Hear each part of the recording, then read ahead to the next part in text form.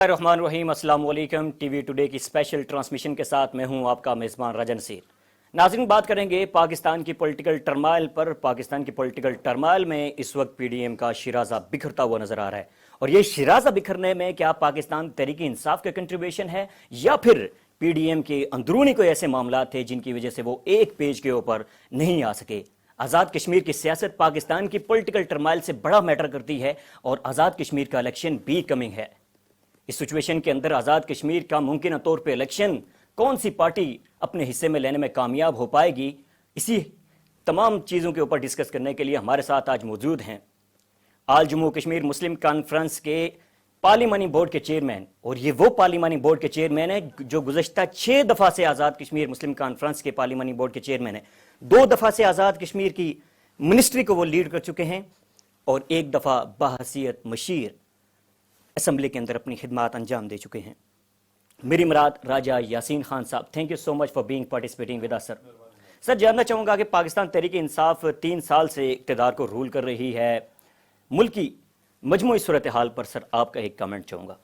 बिस्मिल्लाहिर्रहमानिर्रहीम। राजा साहब, आपका और आपकी टीम का बहुत शुक्रिया कि आपने मौका दिया यहाँ और आपसे बात करने का। बात यह है कि आपने मुल्क की सूरत हाल के बारे में बात की, तो मैं ये अर्ज़ करूँगा कि पीटीआई की हुकूमत बनने से पहले इमरान खान साहब ने तकरीबन 22 साल बड़ी मेहनत की सियासत में तपस्या की, बड़ी मेहनत के साथ उन्होंने पार्टी को ऑर्गेनाइज़ किया, बड़े हिम्मत और जोश से।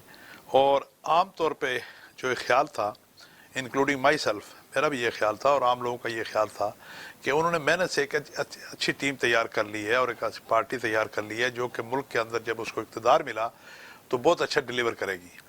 लेकिन बदकिस्मती से हमारे वो इत्तेहादी भी हैं, हमने उनके साथ इत्तेहाद की है, अभी भी हम इत्तेहाद में उनके साथ। लेकिन जो एक बात है कि बदकिस्मती से वो डिलीवर नहीं हो पाया जिस तरह लोग तवक्को कर रहे थे। यानी मुल्क के अंदर महंगाई की जो सूरत हाल है वो आम आदमी पिस के रह गया है। ज़रूरियात ज़िंदगी की कोई चीज़, वो बिजली का बिल हो, गैस का बिल हो, पेट्रोल को चले आप छोड़ें, वो इंटरनेशनल कमोडिटी है, लेकिन दाल, चावल, चीनी, घी, जो रोज़मर्रा की ज़रूरियात की चीज़ें हैं वो आम आदमी की पहुंच से दूर हो गई।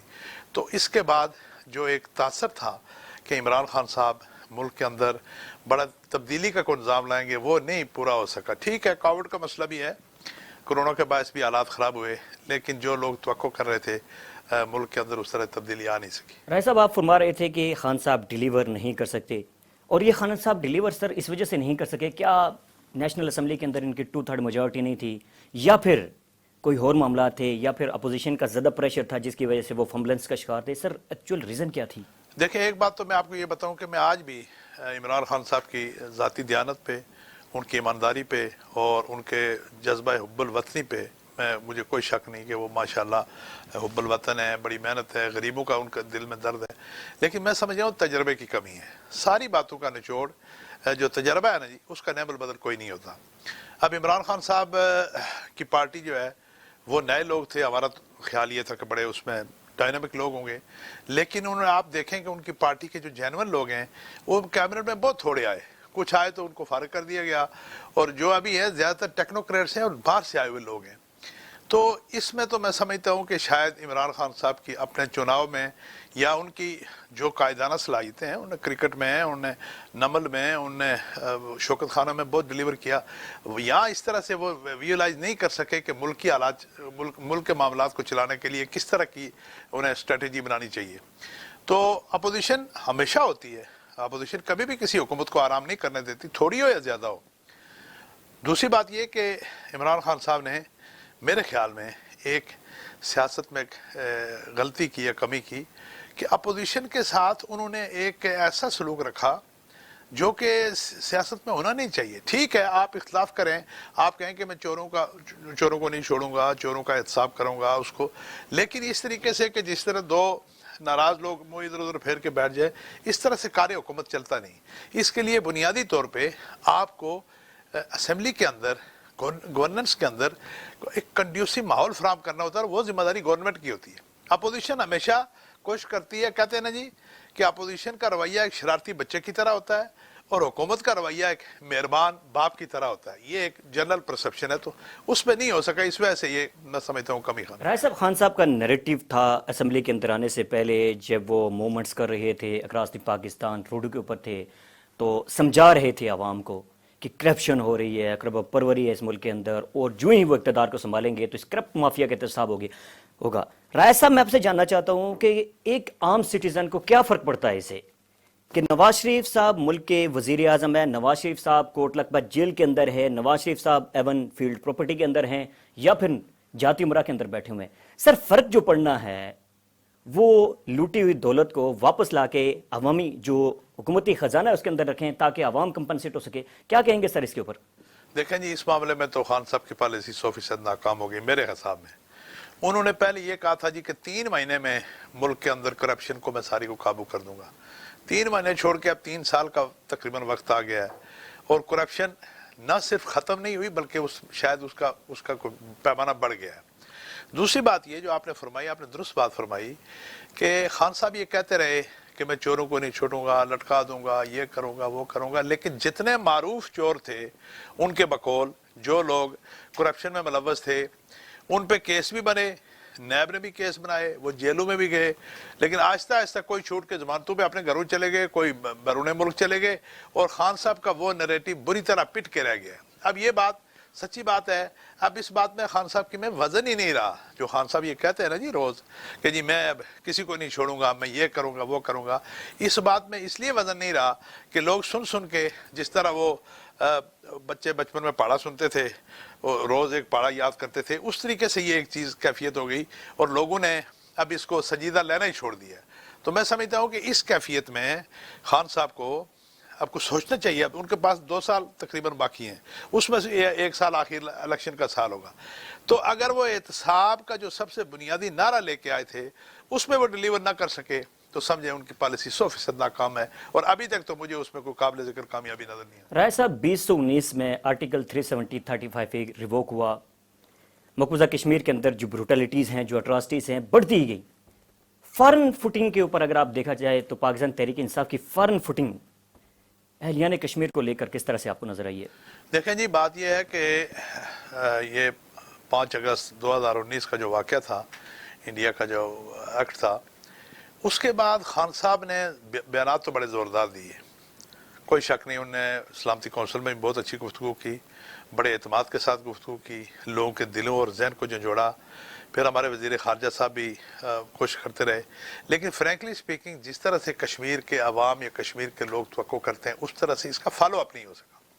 مثلا خان صاحب نے شروع میں یہ کہا جی کہ ہم ہفتے میں 1 دن ہڑتال کیا کریں گے، جمعہ والے دن مظاہرہ کیا کریں گے. چند دن وہ بات چلی، چند جمعے چلی، اس کے بعد کسی کو اس کو یاد ہی نہیں. دوسری بات یہ کہ انڈیا بینگ ایگریسر، یعنی وہ جارے ہونے کے باوجود انڈیا نے اپنی خارجہ پالیسی کو متحرک کیا اور اپنے خارجہ پالیسی جو ان کی ٹیم ہے اس کو دنیا کے اکثر ممالک میں بیچ کے اپنے غلط اقدام کو جائز ثابت کرنے کے لیے انہوں نے دلائل دیے. ہمارے وزیر خارجہ صاحب یہاں سے تو دھواں دھار بیانات دیتے رہے، لیکن کسی برادر اسلامی ملک میں، کسی یورپین کنٹری میں، کہیں امریکہ میں، کسی جگہ پہ جا کے وہاں پہ فضا بنانے کی کوشش نہیں کی. تو جو اس کی ریکوائرمنٹ تھی کہ ورلڈ کانشیس کو اور انٹرنیشنل کمیونٹی کو موبلائز کرنے کے لیے، ان کے ذہن کو جگانے کے لیے ہمارے وفود کو اسمبلی کی طرف سے، سینٹ کی طرف سے، پارلیمنٹ کی طرف سے، گورنمنٹ کی طرف سے، فارن آفس کی طرف سے ایک طوفان آ جانا چاہیے تھا پورے دنیا میں ہماری طرف سے لوگوں کا، لیکن کچھ نہیں ہو سکا. بس باتیں ہم نے بہت کی یہیں بیٹھ کے ملک میں، تو زوردار تقریریں اور بس اللہ خیر. رائے صاحب، آپ آزاد کشمیر کیبنٹ کے اندر، آزاد کشمیر کے اندر جو پاکستان تحریک انصاف ہے ان کے اتحادی تھے پریویس الیکشن کے اندر، اور آپ کی خاصی زیادہ جڑیں بھی پاکستان تحریک انصاف کے ساتھ مضبوط رہیں. سر، کہیں آپ نے فارن پالیسی کے اوپر جتنا زیادہ یا پھر کشمیری عوام کے لیے جتنا زیادہ کنٹریبیوشن مسلم کانفرنس نے دیا شاید ہی کسی اور جماعت نے دیا ہو. تو سر، آپ کے لیڈر جن کے پاس بلیک سٹون کا ریکارڈ موجود ہے، انہوں نے کہیں نہ کہیں خان صاحب کو یا فارن پالیسی کے جو ایکسپرٹس ہیں ان کو یہ نہیں سمجھایا کہ کشمیری ڈپلومیٹ آپ کی اس فارن پالیسی کا ایک انٹیگرل پارٹ ہونا چاہیے، تاکہ جب ہم ایلیبوریٹ کریں فارن پالیسی کو آن دا بیہاف آف کشمیر تو کہیں نہ کہیں ہماری آواز کے اندر زیادہ مضبوطی ہو. تو سر، صحیح آپ نے گائیڈ کیوں نہیں کیا؟ بالکل گائیڈ کرتے رہے جی. دیکھیں، گائیڈ کا طریقہ یہ ہے، ایک تو یہ ہے کہ خان صاحب خود کشمیری क़यादत को बुलाएं, irrespective ऑफ दिस कि किसी का किस जमात से ताल्लुक है, उनको बुला के मशावरत करनी चाहिए। वो तो खैर नहीं हो पाई। अलबत्ता ये ज़रूर हुआ कि हमारी तरफ से हमारी क़यादत जो है, हमारे कायद सरदार अतीक अहमद खान साहब और बाकी जो मुस्लिम कॉन्फ्रेंस की क़यादत है, वो मुसलसल इस बात पे कहती रही। आप रिकॉर्ड उठा के देखें, मुस्लिम कॉन्फ्रेंस रिकॉर्ड पे है इस मामले में कि कश्मीर की तहरीक जो है, मौजूदा जो उसका फेज़ है, इसमें हमें इंटरनेशनली हमें बहुत बड़े पैमाने पे अग्रेसिव तौर पे हमें अपनी पॉलिसी इख्तियार करनी चाहिए गवर्नमेंट पाकिस्तान को। यह हम मसलसल कहते रहे, सरदार अतीक अहमद खान साहब कहते रहे, हम लोग जहाँ जहाँ किसी को मौका मिला, पार्टी के सीनियर और जूनियर लोग, वो इसका इआदा करते रहे।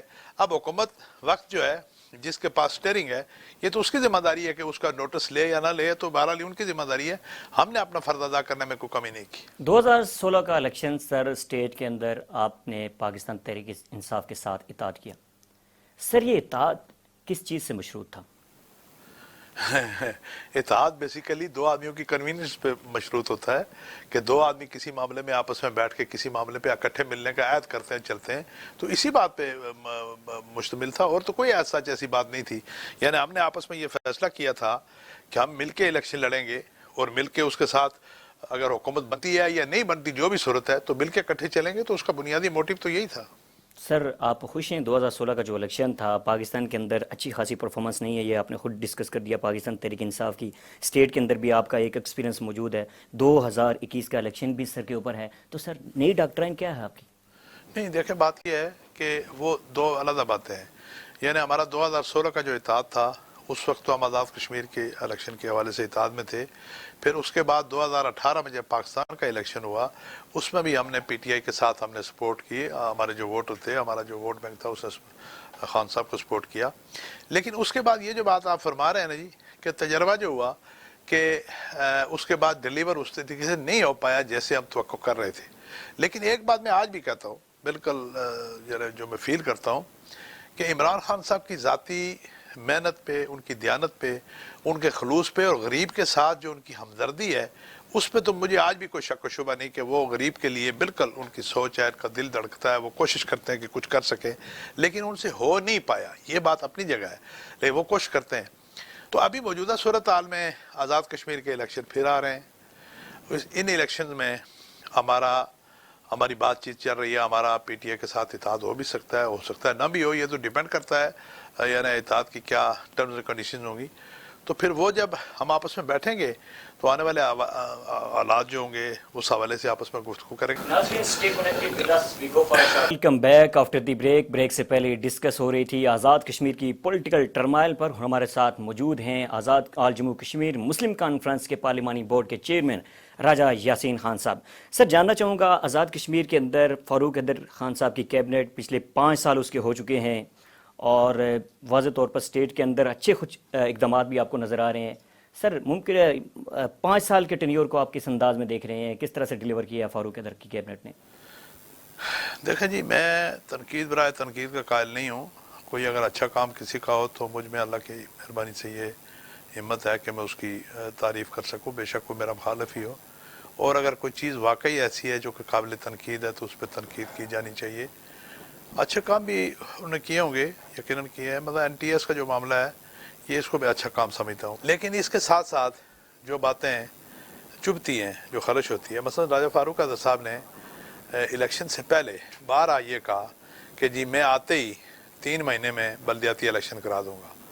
जब वो आए फिर उसके बाद उन्होंने कहा जी 6 महीने, फिर 9 महीने, साल करते करते आज उनका टेन्योर पूरा हो गया, बल्दियाती इलेक्शन नहीं करवा सके। फिर उन्होंने कहा कि जी मैं 12 से ज़्यादा अगर अपनी कैबिनेट उसका इजाफा करूं तो एक दफ़ा तो जज्बात में कह गए कि मैं ख़ुदकुशी कर लूँगा, तो ख़ुदकुशी भी ना हुई और वो 12 के बजाय वो 40 से ऊपर चले गई तादाद। तो इस तरह की बात है। फिर दूसरी बात ये कि खुशकिस्मती से उनको फ़ंड्स बहुत मिले। फ़ंड्स यानी कश्मीर काउंसिल का सारा फ़ंड भी डाइवर्ट हो गया आज़ाद कश्मीर गवर्नमेंट को, और उसके अलावा जो पहले डेवलपमेंट का बजट कहीं 10-12 अरब होता था, वो 25 अरब से ऊपर, 26 अरब से ऊपर चला गया। लेकिन उसका कोई सच कोई मेगा प्रोजेक्ट आज़ाद कश्मीर में आप नीलम से लेकर भिबर तक आप नहीं बता सकते कि कोई ऐसा मेगा प्रोजेक्ट उन्हें दिया हो जो कि वो फ़ख्रिया कह सकें कि जी मुस्लिम लीग की हुकूमत ने फ़लाँ एक बड़ा प्रोजेक्ट दिया है। تو یہ میں سمجھتا ہوں کہ ڈیولپمنٹ کے حوالے سے تو یہ صورتحال ہے. باقی جہاں تک انٹرنیشنلی کشمیر افیئر کے حوالے سے معاملات ہیں، یہ 2005 کے الیکشن کے یہ جو واقعہ ہوا اس کے بعد کہیں 1.5-2 مہینے تو محترم وزیر اعظم کہیں غائب ہی ہو گئے تھے. اس کے بعد پھر وہ آئے اور آ کے انہوں نے نیم دلی سے کچھ کرنے کی کوشش کی. تو میں سمجھتا ہوں کہ اوور آل اگر دیکھا جائے تو مجھے اگر فیلئر نہیں بھی تو کامیابی کسی صورت میں نظر نہیں آتی. سر سکندر حیات صاحب ان کے بڑے ایک جانسار ساتھی تھے، ان کی جماعت سے انہوں نے علیحدگی اختیار کر دی. کس وجہ سے سر؟ کیا صحیح طریقے سے وہ اکوموڈیٹ نہیں کر سکے یا پھر مسلم کانفرنس کی سیاسی بصیرت صحیح نشانے پہ لگ گئی؟ نہیں، بات یہ ہے کہ سکندر حیات صاحب جو ہیں وہ بیسیکلی فاروق قادر صاحب کے سرپرست تھے. انہوں نے فاروق قادر صاحب کو سکھایا، ان کے استاد تھے، انگلی پکڑ کے چلنا سکھایا. 85 میں جب سکندر حیات صاحب وزیر اعظم بنے تو انہوں نے فاروق قادر صاحب سب سے کم عمر اس وقت وزیر تھے، ان کو سینئر وزیر لگایا تھا. تو انہوں نے بڑی سرپرستی کی فاروق قادر صاحب کی، ان کو پورا پیٹرنائز کیا، ان کو سکھایا، سمجھایا اور مسلم کانفرنس کی صفوں میں ان کو بڑا متعارف کرایا. لیکن جب انہوں نے اختیارات یعنی فاروق قادر صاحب کو منتقل کیے نون لیگ کی صورت میں، تو تب انہیں اندازہ ہوا، جس کا بارہ وہ خود اظہار کرتے ہیں کہ میں نے غلط آدمی پہ میں نے غلط توقعات وابستہ کی تھیں اور مجھے بڑا افسوس ہوا کہ میں راجہ فاروق قادر کو سمجھ نہیں سکا اور وہ اس معیار کے قابل نہیں تھے، اس اعتماد کے قابل نہیں تھے.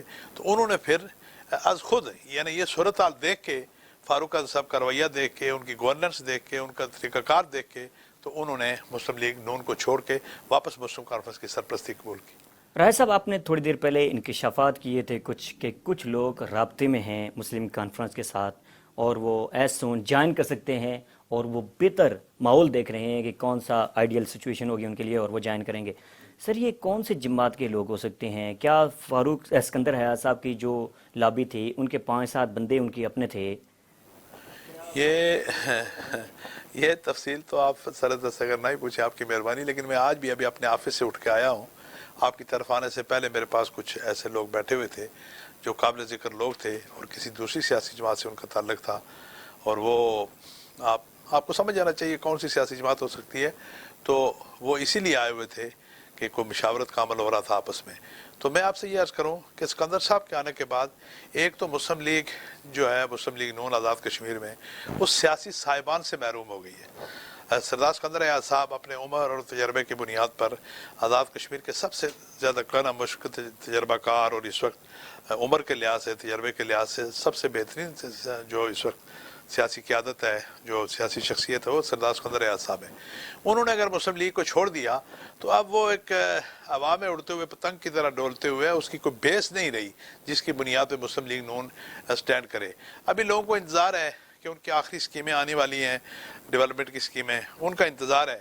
جب وہ ڈیولپمنٹ کی سکیمیں ختم ہو جائیں گی تو پھر پتہ چلے گا کہ صورتحال کیا ہے. اور وہ سر، وہ کہیں ڈیولپمنٹ کی وہی اسکیمیں الیکشن 2021 کے انتخابی مہم کے اندر استعمال تو نہیں ہوگی سر؟ نہیں، ڈیولپمنٹ کی اسکیمیں تو ایسا اس طرح استعمال نہیں ہو سکتی. ان کا ایک اپنا پورٹ فولیو ہوتا ہے، طریقہ کار ہوتا ہے. لیکن انہوں نے جس طرح پچھلی دفعہ کشمیر کونسل کے فنڈ سے اپنے جو کینڈیڈیٹ تھے ان کو بہت فنڈنگ کی تھی، 4 کروڑ روپیہ دیا تھا فی کینڈیڈیٹ کو الیکشن لڑنے کے لیے. اس دفعہ بھی انہوں نے ہیوج اماؤنٹ رکھی ہوئی ہے، 2 ارب روپیہ انہوں نے رکھا ہوا ہے، اس لیے کہ جب وہ الیکشن قریب آئیں گے تو اپنے جو کینڈیڈیٹس ہوں گے ان کو الیکشن لڑنے کے لیے ڈیولپمنٹ سے ہٹ. سر، یہ کون سی جماعت نے رکھی ہوئی ہے؟ مسلم لیگ نون نے جو حکومتی مسلم لیگ جماعت نون نے جی رکھی جی تو وہ ڈیولپمنٹ سے ہٹ کے الیکشن لڑنے کے لیے، برائبری کے لیے یا اس طرح لوگوں کو خریدنے کے لیے وہ دیں گے. یہ ان کا پلان ہے، ہمیں بھی معلوم ہے. سر، آزاد کشمیر کے اندر کرپشن ہے، پاکستان کے اندر تو کرپشن کے واولا ہوتا ہے، سارے معاملات ڈسکس ہوتے ہیں کہ کرپشن ہو رہی ہے. سر، آزاد کشمیر کے اندر بھی کرپشن ہے. آزاد کشمیر کے اندر ممکنہ طور پہ بیوروکریسی کو سر بیوروکریسی کہا جاتا ہے، یہ بات کس حد تک ٹھیک ہے؟ دیکھیں جی، ایک بات میں آپ کو سچی بات بتاؤں کہ ایز کمپیئر ٹو پاکستان، یعنی آج ہم اپوزیشن میں، حکومت میں نہیں ہیں، میں حکومت کو ڈیفینڈ نہیں کر رہا یا اپوزیشن کی بات نہیں. ایز کمپیئر ٹو پاکستان اللہ کا شکر ہے کہ آزاد کشمیر میں کرپشن اب بھی کم ہے. کرپشن ہے، اس میں کوئی شک نہیں. اور بیوروکریسی کی جو آپ نے بات کہی، اس میں بیوروکریسی میں جو بااثر یا مؤثر قسم کے بیوروکریٹ ہیں جن کا ہاتھ پڑتا ہے وہ کرتے ہیں، بالکل کرپشن کرتے ہیں. سیاسی لوگ بھی کرتے ہیں، جس سطح کے بھی ہوں ان کو موقع ملتا ہے وہ کرپشن کرتے ہیں. لیکن یہ بات میں برملا کہوں گا कम अज़ कम मेरी तबीयत ये कहने पे आमादा है कि पाकिस्तान के मुकाबले में अल्हम्दुलिल्लाह हमारे यहाँ एक हया है, एक दूसरे का एहतराम है, एक दूसरे का कुछ न कुछ व्यार जिसको कहते हैं वो है, और करप्शन का म्यार भी निस्बतन कम है। राय साहब, ये बात आपने जो की है कि आज़ाद कश्मीर के अंदर करप्शन कम है, सर ये किस पैमाने के थ्रू आप ये कह रहे हैं कि कश्मीर के अंदर करप्शन कम है? आज़ाद कश्मीर के अंदर क्या एहतसाब ब्यूरो का कोई इदारा ऐसा काम कर रहा है जिससे ये एग्जामाइन कर सकें कि आज़ाद कश्मीर के अंदर करप्शन है पर कम है? जी, एहतसाब ब्यूरो का अदारा ज़रूर है, लेकिन लोग एहतसाब ब्यूरो के खौफ से करप्शन कम की बात नहीं है। एक हमारा माहौल है, कुछ तो एक अल्हम्दुलिल्लाह सारी बातों के बावजूद हमारे यहाँ लोगों का दीनी रुझान भी है, लोगों में एक शर्म हया भी है, और मैं बिल्कुल रूल आउट नहीं कर रहा, मैं कहता हूँ करप्शन बिल्कुल है, लेकिन पाकिस्तान के मुकाबले में कम है। तो वो उस माहौल का असर है। फिर दूसरी बात यह है कि वहाँ चीज़ को ज़्यादा देर छुप नहीं सकती, छोटी सी जगह है, हर एक आदमी एक दूसरे को जानता है, जो आदमी करप्शन करेगा वो जल्दी या बदेर वो एक्सपोज हो जाता है, तो इसलिए भी लोग ज़रा वहाँ मोहतात होते हैं। एहतसाब ब्यूरो का अदारा है, लेकिन वो गैर मुअस्सर सा अदारा है, टूथलेस अदारा आपको कह सकते हैं उसको। तो वैसे भी मैं आपको बताऊं कि अगर खुदा खौफी ना हो तो लोग पाकिस्तान में नैब का इतना ज़बरदस्त अदारा होते हुए जिन्होंने करप्शन करनी है अरबों खरबों की करके भाग जाते हैं, तो कौन पूछता है उसको? राय साहब, आपसे जानना चाहूँगा, मुस्लिम कॉन्फ्रेंस एक बड़ी पीक के ऊपर आपको जाती हुई नज़र आ रही है और मुमकिन तौर पर अगर तहरीक इंसाफ के साथ इत्तेहाद भी होता है तो क्या आज़ाद कश्मीर के अंदर मखलूत गवर्नमेंट बन सकती है? जी, पहली बात तो मैंने आपसे अर्ज़ की कि इस वक्त तो मैं महसूस करता हूँ कि गवर्नमेंट जो भी बनेगी मखलूत ही होगी। कोई पार्टी सिंगल इस पोजीशन में नहीं है कि अकेले हुकूमत बना सके। पार्टी जो भी होगी मिलजुल के, हुकूमत जो भी होगी मिलजुल के बनेगी, और उसमें मैं वाज़े तौर पे मुस्लिम कॉन्फ्रेंस को हुकूमत के अंदर देखता हूँ। इत्तेहादी गवर्नमेंट की सूरत में मुस्लिम कॉन्फ्रेंस को आप गवर्नमेंट के अंदर देखते हैं। सर, एक बड़ा चुभन वाला क्वेश्चन है, पाकिस्तान तहरीक इंसाफ के साथ आपका इत्तेहाद हो जाता है, मखलूत गवर्नमेंट आपकी बन गई, सर रस्साकशी स्टार्ट हो गई प्राइम मिनिस्टर की दौड़ में, तो सर सुप्रीम लीडर आपकी जमात के सरदार अतीक खान साहब को हम कहाँ पे देखेंगे, बीइंग अ प्राइम मिनिस्टर या फिर प्रेसिडेंट? ये बात कबल अज़ वक्त है, इसलिए कि देखें जब इत्तेहाद की बात किसी फाइनल स्टेज पे जाएगी तो इन सारी बातों पे बातचीत होगी और कोई ना कोई उसका वाया मीडिया कोई ना कोई रास्ता तय कर लिया जाएगा। देखें जब इत्तेहाद होता है तो उसमें गिव एंड टेक आमतौर पर करना पड़ता है। किसी भी सतह पे इत्तेहाद हो, दो अफराद के दरमियान हो, दो कौमों के दरमियान हो, दो पार्टियों के दरमियान हो, तो उसमें गिव एंड टेक होता है। तो ये अभी कबल अज़ वक्त जो आपने सवाल पूछा, मैं समझता हूँ कि इसका जवाब देना मुश्किल है। इतनी बात ज़रूर है कि अगर इत्तेहाद हुआ और हम आपस में बैठे तो मुस्लिम कॉन्फ्रेंस प्रॉपर उसका जो ड्यू शेयर होगा उसको इंशाल्लाह मिलेगा। सर, आज़ाद कश्मीर के अंदर एक नई इंटरव्यू हुई है, वस्ते बाग की आपकी कंस्टिट्यूंसी के अंदर भी कहीं खबरें गर्दिश कर रही हैं कि तनवीर इलियास खान साहब वो उतर चुके हैं। तो आज़ाद कश्मीर के पॉलिटिकल टर्माइल में पाकिस्तान तहरीक इंसाफ के पॉइंट ऑफ व्यू से क्या बैरिस्टर सुल्तान महमूद चौधरी के लिए कोई टफ टाइम तो नज़र नहीं आ रहा आपको? सर देखें जी, ये तो उनका इंटरनल पार्टी मामला है। अब मुख्तलिफ आ रहा है, कोई कहता है जी कि बैरिस्टर साहब के लिए टफ टाइम है, बैरिस्टर साहब का कैंप कहता है जी कि हमें इसकी परवाह कोई नहीं है। अंदर की क्या पोजीशन है ये तो वो बेहतर जानते हैं। अलबत्ता एक बात ज़रूर है, तनवीर इलियास साहब इलेक्शन लड़ना चाहें तो उनको इनकार नहीं है। सियासत में लोगों को अपना हक अदा करने का, इलेक्शन लड़ने का, चूँकि आज़ाद कश्मीर की सियासत में आप किसी भी जगह आप अगर एनरोल हैं, वोटर हैं, तो आप किसी भी कॉन्स्टिट्यूंसी से इलेक्शन लड़ सकते हैं, उसमें तो कोई नहीं। अलबत्ता एक चीज़ जो महल नज़र है और लोग इस पे सोचते हैं और उसको ज़रा सा एक अजीब सा समझते हैं कि दूसरे ज़िले से आके एक ज़िले में इलेक्शन लड़ना, तो इस पे ज़रा रिजर्वेशंस काफ़ी बड़े पैमाने पे हमारे हल्के में मौजूद हैं, बस्ती बाग में, कि जी आया बस्ती बाग में कोई इस तरह का कैंडिडेट मौजूद नहीं है जो कि वहाँ से इलेक्शन लड़ सके। तो पीटीआई अगर दूसरे ज़िले से ला के, दूसरा हल्का भी नहीं बस दूसरे ज़िले से ला के एक उम्मीदवार को लाते हैं, तो इसकी क्या इसके पीछे फ़िलासफ़ी है। लेकिन बहरहाल ये उनका इंटरनल मामला है। अगर वो इलेक्शन लड़ें, बस्ती से वो लड़ना ही चाहे हमारे हल्के से, तो कोई मजाका नहीं है, ज़रूर लड़ें। सर, आपकी कंस्टिट्यूंसी में पाकिस्तान तहरीक इंसाफ का इत्तेहाद भी हो जाता है, फिर एक बार फिर से कंपनसेट करेंगे आप?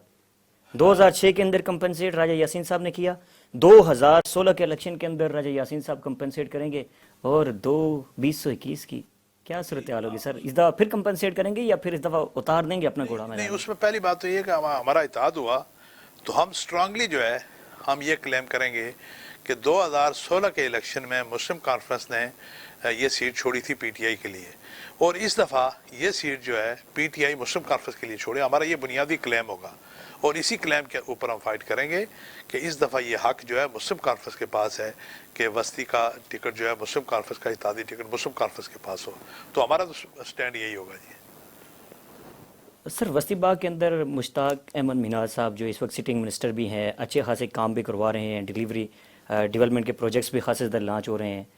سر اگر انڈیپینڈنٹلی آپ کا کمپٹیشن ہو جاتا ہے یا پھر پاکستان تحریک انصاف کا اتحادی ٹکٹ بھی آپ کو مل جاتا ہے، تو سر آپ اپنا کمپیٹیٹر کس کو دیکھتے ہیں؟ آپ کس کے ساتھ آپ سمجھیں گے کہ یہ مقابلے میں ہوگا آپ کی؟ دیکھیں ابھی تو میں آپ سے ایک بات کروں نا جی. سب سے پہلی بات تو یہ ہے کہ مسلم کانفرنس کے ٹکٹ سے کون الیکشن لڑے گا، it is yet to be decided. یہ بھی ابھی اس طرح سے فائنل ہے. سر ایک برائٹ فگر تو نکل کے جا جی چکے ہاں، ہیں نا. وہ بات ہو تو اس میں تو میں سمجھتا ہوں کہ پھر یہ اصل میں اتنی گنجلک صورتحال ہے کہ کچھ کہنا مشکل ہے، اس لیے کہ بہت سارے لوگ میدان میں ہیں مختلف سیاسی جماعتوں کے. تو ابھی قبل از وقت ہے کہ یہ بتانا کہ جی کس کا کس سے مقابلہ پڑے گا اور کس کا کس سے جوڑ ہوگا. اس لیے کہ ابھی یہ پتہ ہی نہیں کہ فرینکلی اسپیکنگ یہ پتہ ہی نہیں کہ فی الواقعی کون کون سے کینڈیڈیٹ میدان میں ہوں گے. پیپلز پارٹی کے بھی ہیں، نون لیگ کے بھی ہیں، پی ٹی آئی کے بھی ہیں، جماعت اسلامی کے بھی ہیں، جمعیت کے بھی ہیں، مسلم کانفرنس کے بھی ہیں. تو ایک ابھی تک تو ایک گرد آلود فضا ہے جس میں سے ابھی کلیئر پکچر بتانا مشکل ہے. یہ کوئی تھوڑا سا معاملہ آگے بڑھے تو پھر شاید اس کے بارے میں بہتر سر یہ بتایا جائے. پارلیمانی بورڈ کا چیئرمین اور اپنے ٹکٹ کے لیے ابھی تک اس طرح سے مطمئن نہیں ہے کہ وہ لے گا نہیں لے گا، لے گا نہیں لے گا، کسی اور کو بھی مل سکتا ہے. سر یہ کس طرح کی سیاست ہے؟ نہیں، یہ کہیں سیاست آپ کی نہیں پارٹی کے اندر مضبوط ترین جمہوریت تو نہیں ہے؟ نہیں، اس میں اصل میں تھوڑی سی میں اس کا پس منظر آپ کو بتا دوں. ہم نے کچھ 6 حلقوں کے ٹکٹ پہلے اناؤنس کیے تھے، جن میں سے سب سے پہلے میرے حلقے کا ٹکٹ جو ہے کارکنوں کی مشاورت سے میرے بارے میں فیصلہ ہوا اور ٹکٹ مجھے جاری ہوا.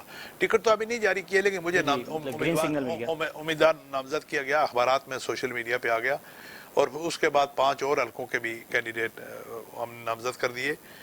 تو میرے حلقے میں ہمارے ایک ساتھی ہیں، ہماری جماعت کے سینئر ساتھی ہیں، کافی سینئر ہیں اور ہمارے پارٹی کے پریزیڈنٹ بھی ہیں ہمارے ضلع کے. تو انہوں نے اعتراض کیا کہ اس دفعہ ٹکٹ مجھے ملنا چاہیے. حالانکہ جب یہ مشاورت ہوئی میرے بارے میں کارکنوں نے 100% لوگوں نے کہا جی کہ ٹکٹ ان کو ملے، تو انہی کی صدارت میں یہ مشاورت ہوئی اور انہوں نے بھی اتفاق کیا. لیکن بعد میں انہوں نے اس پہ اعتراض کیا، انہوں نے کہا جی کہ یہ ٹکٹ مجھے ملنا چاہیے تھا. تو اس پہ میں جیسے میں نے آپ کو پہلے بتایا کہ میں نے کبھی گریڈینس کا مظاہرہ نہیں کیا کہ میں یہ پکڑ کے بیٹھ جاؤں اس چیز کو کہ میرا حق ہے. میں نے کھلے دل سے جا کے ان کے گھر چلا گیا اور میں انہوں نے جا کہا کہ آپ کو اگر شکوہ ہے یا آپ کا خیال یہ ہے، آپ کا کلیم ہے کہ آپ کو ٹکٹ ملنا چاہیے اور آپ زیادہ بہتر امیدوار ہیں، تو میں آپ کے حق میں دستبردار ہوتا ہوں، میں آپ کی کمپین چلاؤں گا. تو اس تناظر میں آپ کو بتاؤں ابام کوئی نہیں تھا. میرا ٹکٹ کا سب سے پہلے فیصلہ میں چونکہ بعض ہی چیئرمین پارلیمانی بورڈ اپنے ٹکٹ کا فیصلہ خود نہیں کر سکتا، میرے ٹکٹ کا فیصلہ صدر مسلم کانفرنس مرزا شفیق جلال صاحب نے کیا اپنے ساتھیوں سے مشاورت کے بعد، اور اس کے بعد پھر میں نے 5 اور حلقوں کے ٹکٹ جاری کر دیے تھے. لیکن یہ جو میرے والا ہے اس وجہ سے میں کہہ رہا ہوں کہ میں نے وہ اپنے ساتھی جو ہیں ان کو یہ کہا تھا کہ آپ الیکشن لڑیں، تو اگر آپ کی خواہش ہے تو آپ لڑیں، میں آپ کی کمپین کروں گا. رائے صاحب آپ 2 دفعہ اپنی کنسٹیچوئنسی کے اندر سے وزیر رہ چکے ہیں. آپ نے اس حلقے کو کیا دیا ہے؟ کتنا ایک امپریسو سٹائل کے ساتھ آپ نے ڈیولپمنٹ کی، حلقے کے لوگ کتنے زیادہ خوش ہیں آپ کے اس ٹینیور سے؟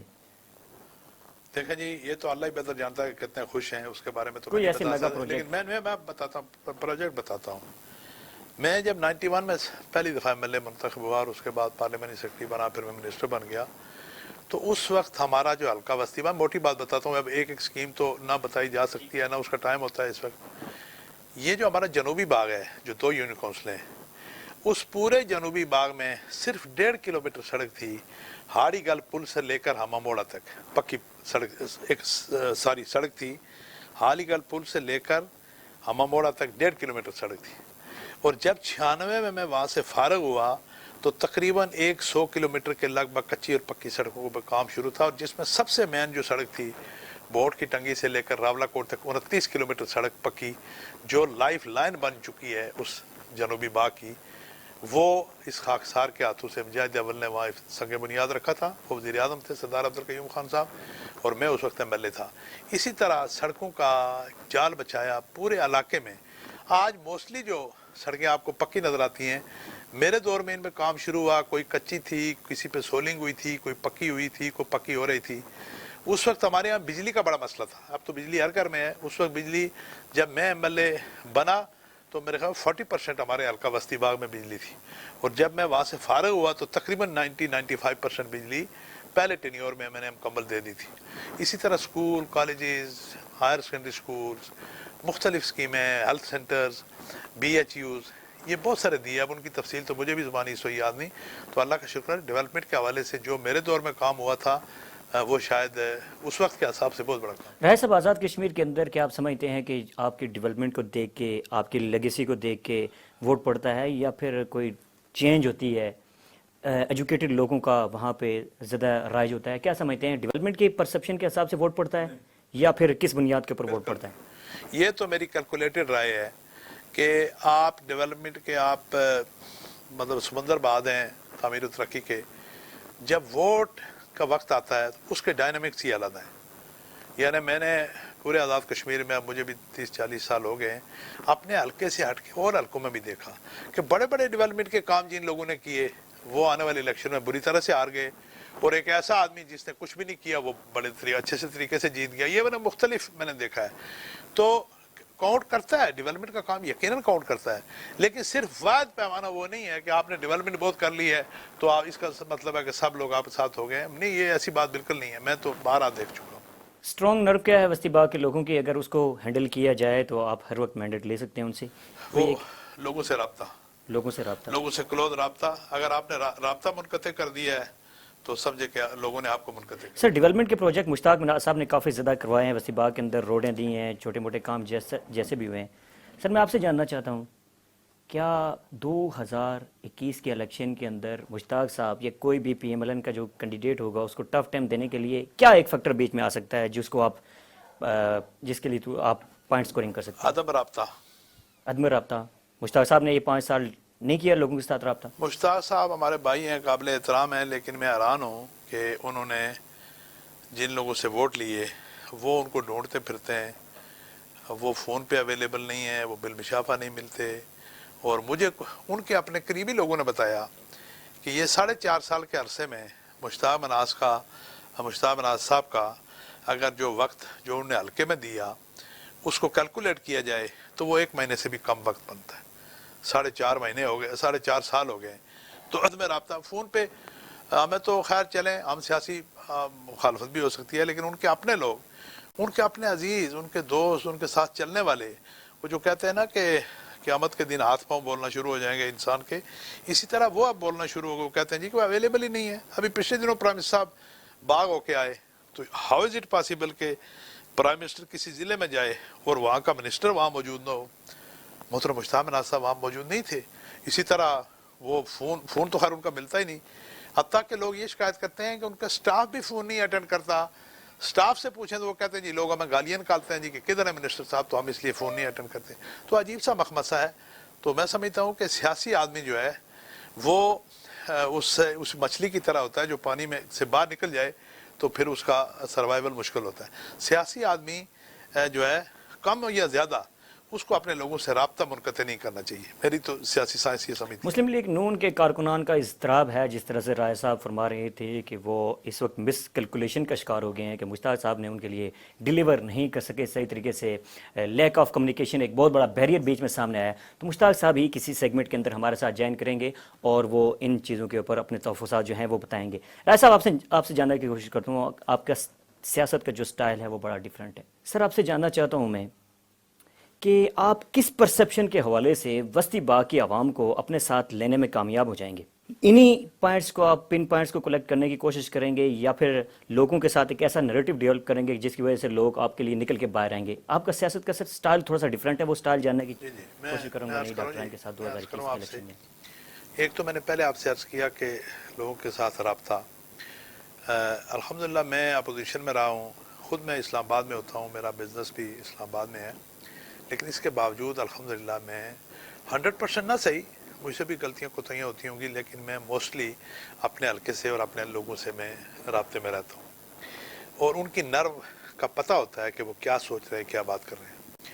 ہمارے حلقے میں مختلف برادریاں مختلف قبائل بھی موجود ہیں، ان سب کے ساتھ میرا irrespective آف جس کے کس پارٹی سے تعلق ہے وہ میرا حمایتی ہے، میرا مخالف ہے، لیکن الحمدللہ ایک رابطہ ان کے ساتھ رہتا ہے، اور یہ میں سمجھتا ہوں کہ ایک بڑی بنیادی چیز ہے، میں نے پہلے بھی آپ کو بتایا۔ دوسری بات یہ کہ مسلم کانفرنس جو ہے، آل جموں کشمیر مسلم کانفرنس، یہ ہمارے لیڈر مجاہد اول کا سردار عبدالقیوم خان صاحب کی ہمیں تربیت ہے کہ لوگوں کے کام آنے کی کوشش کرنی چاہیے، اور اس میں ہم کوشش کرتے ہیں، اور لوگوں کے ذہن میں جو آپ کہہ رہے ہیں نا جی کہ جیسی بھی بات ہو، پاکستان کی یہاں سے سیاسی جماعتیں جا کے وہاں پہ کام کرتی ہیں، لیکن لوگوں کے بیک آف مائنڈ یہ بات ضرور موجود ہوتی ہے کہ ایک ریاستی جماعت جو ہے بہرحال اس کی ایک اہمیت اپنی جگہ ہے، تو اس حوالے سے بھی ہمیں ایک اضافی جو ہے لیوریج ملتی ہے مسلم کانفرنس کو۔ ہم الیکشن ہارتے بھی ہیں، جیتتے بھی ہیں، لیکن لوگوں کے دلوں میں ہمارے لیے سافٹ کارنر موجود ہوتا ہے۔ سر آپ سے جاننے کی کوشش کروں گا کہ آپ ایک ڈیفرنٹ قسم کی سیاست کرتے ہیں، کہیں ایسا تو نہیں ہے رائے صاحب، بڑا فرینکلی آپ سے پوچھنے کی کوشش کروں گا، آپ کے پورے خاندان کے اندر سے کوئی بندہ پرومیننٹ فگر نہیں ہے پولیٹکس کے اندر، کہیں ایسا تو نہیں ہے سر؟ باقی کے بچوں کو سر آپ نے نعروں کے لیے چھوڑا ہوا اور اپنے بچے ایجوکیشن حاصل کر رہے ہیں، کہیں ایسا تو نہیں ہے سر؟ نہیں، ایسی بات نہیں ہے، جو مروجہ سیاست ہے اس میں سب سے پہلے تو اپنے بچوں کو سکھایا جاتا ہے سیاست کرنی، یعنی یہ تو لیگیسی سمجھی جاتی ہے کہ ایک جو سیاستدان ہے اس کی یہ سب سے بڑی کوالیفیکیشن لوگ سمجھتے ہیں کہ وہ اپنے بچے کو تیار کرے گا۔ آپ اپنے حلقے میں دیکھ لیں، آزاد کشمیر میں دیکھ لیں، مجموعی پاکستان میں دیکھ لیں کہ جو سیاستدان کامیاب سیاستدان ہوتا ہے، میں تو 2 دفعہ منسٹر رہا ہوں، ایک دفعہ ایڈوائزر رہا ہوں، جو ایک دفعہ ایم ایل اے بن جائے وہ کوشش کرتا ہے کہ آئندہ میرا بیٹا ایم ایل اے ہو، تو میں نے تو سیاست میں اپنے بیٹوں کو ڈالا ہی نہیں، اپنا کاروبار کر رہے ہیں، اپنی دال روٹی جو ان سے ہوتی ہے وہ کما رہے ہیں، تو نعرے لگانے کی بات نہیں ہے۔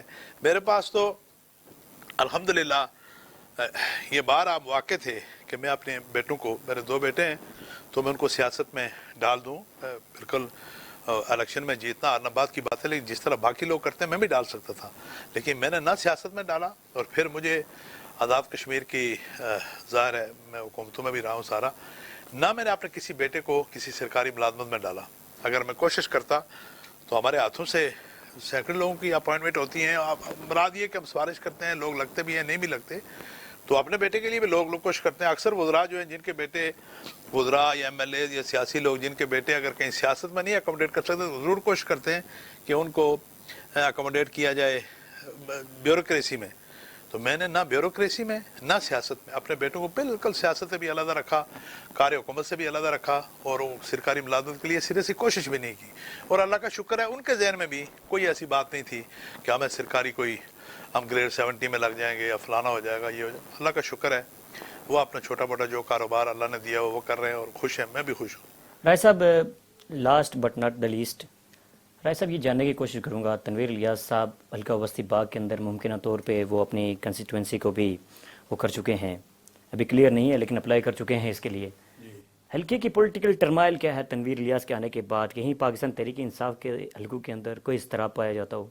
بڑے پیمانے پہ اضطراب ہے۔ تو اس اضطراب کو ہینڈل کس سچویشن میں کیا جا سکتا ہے؟ پاکستان تحریک انصاف آزاد کشمیر کی جو لیڈرشپ ہے وہ اس کو کس انداز میں ٹیکل کرے گی؟ دیکھیں جی، بات یہ ہے کہ تنویر الیاس صاحب کے آنے کی صورت میں ان کے لیے اتنی آسانی نہیں ہوگی، لوگ موجود ہیں آلریڈی پہلے سے، وہ کسی صورت میں اس بات کو نہیں برداشت کرنے پہ تیار کہ دوسرے ضلع سے آ کے کوئی آدمی ان کے ضلع میں ان کو ٹاپل کر جائے آگے۔ پرانی بات اگر ہو تو اس وقت تو فرض کریں میں کہہ سکتا ہوں میں ضلع پونچھ سے، ہمارا ضلع پونچھ تھا پہلے، اب اس میں 4 ضلع بن گئے ہیں۔ سر وہ تو کہہ چکے ہیں کہ وہ وسطی باغ سے ہی جب بلانگ تقسیم کرتے ہیں، ہوتی ہے تو اب ضلع علیحدہ ہو گیا نا جی، پہلے پرانے تو وہ وسطی باغ کے ہی ہیں، انہوں نے ضلع ہاڑی گل باغ کے نہیں اندر تھا، تقریر اسپیچ اس کے وقت اندر ضلع پونچھ تھا جس میں باغ بھی تھا، سندوتی بھی تھا، اس میں اپنا راولہ کوٹ بھی تھا، اس میں جو حویلی ہے، یہ سارے ضلع جو اب اضلاع بن گئے شامل تھے، تو اس حوالے سے تو وہ نہیں ہے۔ بنی بساری سے وہ ان کا رشتہ ہے، ان کی جو شادی ہوئی ہے وہ بنی بساری سے ہوئی ہے، تو بذات خود رہنے والے بنگوئی کے ہیں وہ۔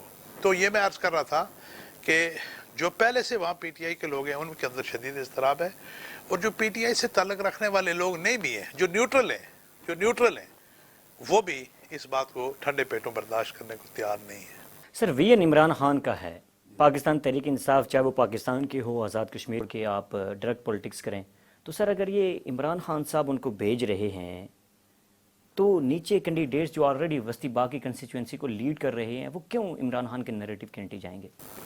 دیکھیں جی، پہلی بات اس چیز किस के सामने इमरान खान साहब ने उनको कहा कि आप जाएं और सब टेक ओवर करें? खबरें गर्दिश कर रही हैं सर मीडिया खबरें में। गर्दिश तो कुछ भी कर सकती हैं। खबरें गर्दिश मैं कह सकता हूँ, कल मुझे इमरान खान साहब ने बुलाया, कहा था कि आप जाके टेक ओवर कर लें तो ये बात सही हो जाएगी। नहीं उस लेकिन मैं आपसे अर्ज करूँ कि वो उनके ताल्लुकात ज़रूर होंगे। हमने भी उनके कुछ फोटोग्राफ भी देखे, तस्वीरें भी देखी, इमरान खान साहब साथ कुछ फंक्शन में भी इकट्ठे थे। लेकिन जो पाकिस्तान का वज़ीर आज़म है उससे तो हर तरह के लोग मिलते हैं, बात भी करते हैं। हो सकता है उनके बड़े अच्छे ताल्लुकात हों, इमरान खान साहब ने कहा हो, लेकिन ये भी तो हो सकता है कि सिरे से ऐसी कोई बात ही ना हो। ये कोई ज़रूरी तो नहीं है, फॉर ग्रांटेड तो नहीं है। राय साहब, आखिरी क्वेश्चन है, आज़ाद कश्मीर का वज़ीर आज़म आप किसको देख रहे हैं? ये मुश्किल सवाल है, इसके बारे में अभी बताना मुश्किल। सियासी बसीरत है सर आपकी? नहीं, मैं फ्रैंकली स्पीकिंग मैं बिल्कुल आपको किसी यानी मैं अपना अभी तखमीना करना भी मेरे लिए मुश्किल है। एक बात मैं समझता हूँ कि जो लोग शेरवानी से ला के या तैयार होकर बैठे हैं, ज़रूरी नहीं कि कुराए फाल उनके नाम निकले, ये तयशुदा बात है। बाकी अल्लाह ही बेहतर जानता है क्या होगा।